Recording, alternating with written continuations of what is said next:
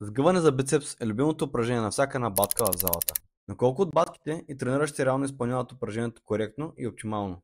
Да започнем с основата на упражнението. Хващаме лост на широчината на раменете или малко по-широко. Тялото е изправено, гърдите са изпъчени и лактите са прибрани до тялото. Целта ни е да сгънем самите лакти, като се движат единствено пред мишницата, китката и тежестта в ръцете ни нагоре и към раменете. Мишницата трябва да е статична през цялото движение.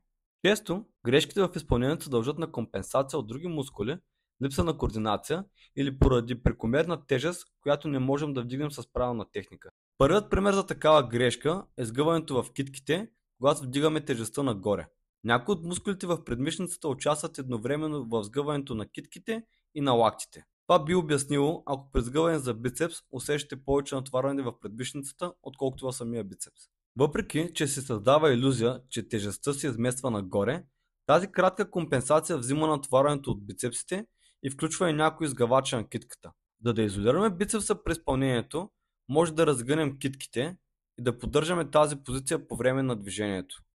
Втората честа компенсация е изместването на лактите напред и нагоре, заедно с предмишницата. Въпреки че едната глава на бицепса участва в сгъването в рамената става, местенето на лактите нагоре при сгъване за бицепс включва значително предната част на делтовидния мускул, който рязко поема тежестта от бицепса и създава предпоставка за контузия, особено ако тежестта, която вдигаме, е по-голяма.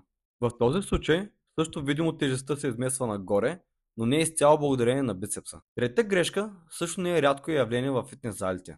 Всеки е виждал поне веднъж някой, който е на път да се чупи кръста, за да сгъне тежест, която очевидно не е за него. Става въпрос за навеждането на тялото назад при изпълнението на движението. Самото навеждане назад видимо измества и лоста нагоре, но участието на бицепс е далеч по-малко. Рискът за травма в кръста също не се заслужава, за да си погадите егото или просто да впечатлите някой, че вдигате много килограми за бицепс. Въпреки че трите компенсации са излишни в изпълнението и носят риск за контузия, в случай на трениране до отказ може да ги включим в 1 до 2 повторения в края на серията, като читване, за да изтискаме максимума от мускула. Но в никакъв случай не е окей да правим цяла серия с тях. Вариации на сгъването за бицепс са лост, дъмбел, крепец и общо взето всичко, което може да сгънете с правилна техника.